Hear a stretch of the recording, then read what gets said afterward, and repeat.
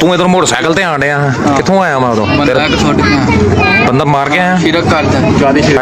ਸਿਰਕ ਕਰਦਾ ਸੀ ਤੇ ਕਹਿੰਦਾ ਸੀ ਕਿ ਜਿਹਨੇ ਹਾਜੀ ਮੁਰਾ ਕਰਨਾ ਬੁਲਾਰ ਬਾਬਾ ਬੈਠਾ ਦਾ ਇਹਦੇ ਸਿਰ ਤੇ ਦੁਨੀਆ ਚੱਲਣ ਦੀ ਹੈ ਇਹਦੇ ਸਿਰ ਤੇ ਸਾਰੇ ਕੰਮ ਹੋਣ ਮੈਂ ਨਹੀਂ ਆ ਗਲਤ ਕਰਨ ਡਿਆ ਕਹਿੰਦਾ ਨਹੀਂ ਇਹ ਗੱਲ ਸਹੀ ਹੈ ਮੈਂ ਅੱਛਾ ਤੂੰ ਬਾਬੇ ਨੂੰ ਮੰਨਣਾ ਮੈਂ ਬਾਬੇ ਨੂੰ ਕਿੰਨਾ ਕੁ ਮੰਨਣਾ ਤੂੰ ਆਂਦਾ ਬਾਬਾ ਮੇਰਾ ਮਾਂ ਪਿਓ ਰੱਬ ਸਭ ਕੁਝ ਮੇਰਾ ਉਹੀ ਹੈ ਬਾਬਾ ਹੀ ਬਾਬੇ ਤੋਂ ਇਲਾਵਾ ਨਹੀਂ ਮੈਂ ਕਿਸੇ ਨੂੰ ਮੰਨਦਾ ਮੈਂ ਵੀ ਨਹੀਂ ਸਹੀ ਮੈਂ ਗਲਤ ਕਰਨਾ ਮੈਨੂੰ ਭਰਾਵਾ ਇਹ ਜਿਹੀਆਂ ਗੱਲਾਂ ਮੇਰੇ ਨਾਲ ਕਰਦਾ ਸੀ ਕਿ ਮੇਰੇ ਬਾਬੇ ਵਾਲ ਆਈਏ ਮੇਰੇ ਬਾਬੇ ਨੂੰ ਮੰਨੇ ਕੁਰਾਨ ਹਦੀਸ ਛੱਡ ਕੇ ਤੇ ਮੇਰੇ ਬਾਬੇ ਵਾਲ ਆਈਏ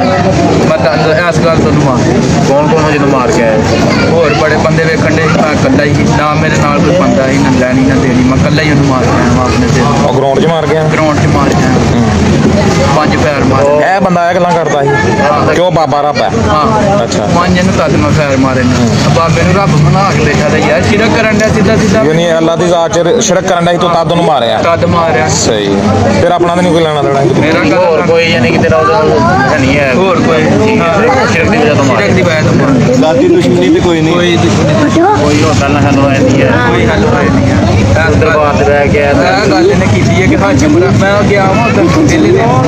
ਉੱਥੇ ਦੂਸਰਿਆਂ ਲੋਕਾਂ ਨੂੰ ਸਿਖਾਉਣਾ ਕਿ ਹਾਜੀ ਮੁਰਾ ਕਰਨਾ ਹੈ ਤੇ ਇਹ ਦਰਬਾਰ ਦੇ ਉੱਤੇ ਆ ਜਾ ਦੂਸਰੇ ਮੈਂ ਤਾਂ ਪਹਿਲਾ ਦਿਨ ਹੀ ਮੇਰੇ ਵਾਲ ਦੇਖ ਕੇ ਚੁੱਪ ਹੋ ਗਿਆ ਪੁਰਾਣੇ ਬੰਦਿਆਂ ਨੂੰ ਆਪਣੇ ਨੂੰ ਧਿਆਨ ਡਿਆ ਸਿੱਧਾ ਸਿੱਧਾ ਮੈਨੂੰ ਸ਼ਿਰਕ ਦੱਸਦਾ ਮੈਂ ਇਹਨੂੰ ਆਖਿਆ ਹਾਜੀ ਮੈਂ ਇਹਨੂੰ ਆਖਿਆ ਮੈਂ ਤੇਰੇ ਬਾਬੇ ਨੂੰ ਬੜਾ ਮੰਨਦਾ ਵਾ ਫਲਾਣ ਠੀਕ ਮੈਂ ਚੱਲਾਂ ਉੱਥੇ ਭਾਂਗੀ ਤੇਰੇ ਬਾਬੇ ਮੈਨੂੰ ਕਹਿੰਦਾ ਬਾਬੇ ਨੂੰ ਮੰਨਿਆ ਕਰੋ ਫਲਾਣ ਠੀਕ ਹੈ ਬਾਬਾ ਇਹ ਸਭ ਕੁਝ ਬਾਬੇ ਦੀ ਵਜ੍ਹਾ ਤੋਂ ਦੁਨੀਆ ਚੱਲਣ ਦੀ ਜਦੋਂ ਬਾਬੇ ਦਾ ਹੁਕਮ ਹੋਣਾ ਰੱਬ ਨੂੰ ਕੋਈ ਨਹੀਂ ਮੁਹੰਮਦ ਸੱਲਮ ਤੋਂ ਬਾਅਦ ਬਾਬਾ ਇੰਨੀ ਗੱਲ ਉਹਨੇ ਜਦੋਂ ਕਹੀ ਮੇਰਾ ਦਿਮਾਗ ਫੁੱਲ ਖਰਾਬ ਹੋ ਮਾਰੇ ਨੇ ਉਹਨੂੰ ਪਿਆਰ ਕਰਕੇ ਉਸ ਤੋਂ ਇਲਾਵਾ ਹੋਰ ਕੋਈ